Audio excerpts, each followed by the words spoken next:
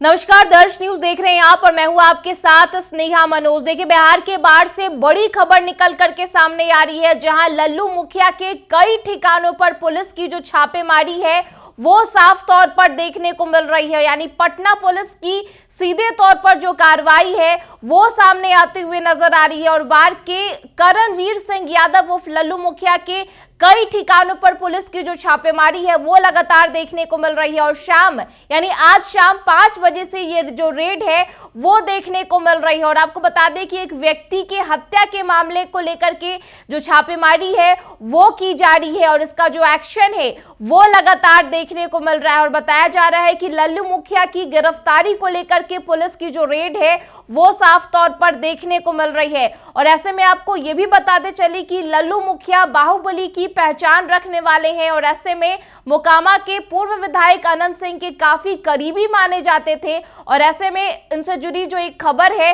वो साफ तौर पर देखने को मिल रही है, जहां उनके कई ठिकानों पर पुलिस की जो कार्रवाई है वो तेज होते हुए नजर आ रही है और छापेमारी जो है वो साफ तौर पर देखने को मिल रही है। साथ ही आपको ये भी बताते चले कि पूर्व विधायक अनंत सिंह के करीबी के रूप में इनकी पहचान की जाती थी।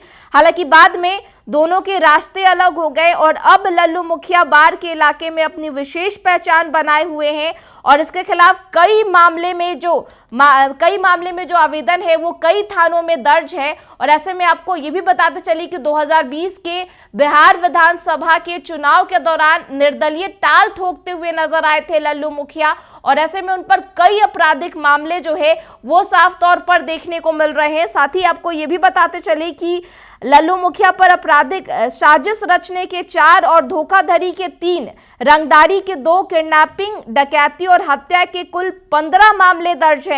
और खुद को सामाजिक कार्यकर्ता बताते हैं, व्यापारी और कॉन्ट्रैक्टर और किसान बताने वाले लल्लू मुखिया उर्फ करणवीर सिंह यादव के बारे में बताया जाता है कि उनके खिलाफ कई मामले जो हैं वो चल रहे थे। और इस दौरान जो पुलिस का जो एक्शन है वो भी साफ तौर पर देखने को मिल रहा है। आज शाम 5 बजे से जो छापेमारी है वो लल्लू मुखिया के कई ठिकानों पर देखने को मिल रही है और पुलिस की जो एक्शन है वो लगातार तेज होते हुए नजर आ रही है। और बताया जा रहा है कि उनकी गिरफ्तारी के लिए पुलिस की ये जो रेड है वो देखने को मिल रही है। यानी साफ तौर पर पुलिस जो है उनकी जो दबिश जो है वो साफ तौर पर देखने को मिल रही है। साथ ही आपको ये भी बताते चलें कि इसी साल मार्च के महीने में भी लल्लू मुखिया के ठिकानों पर छापेमारी की गई थी और तब बाढ़ थाना अध्यक्ष के तरफ से भी जानकारी सामने आई थी। बताया गया था कि उनके नेतृत्व में 7 थानों की पुलिस टीम पहुंची और लल्लू मुखिया के घर पर इश्तेहार चिपकाया गया था।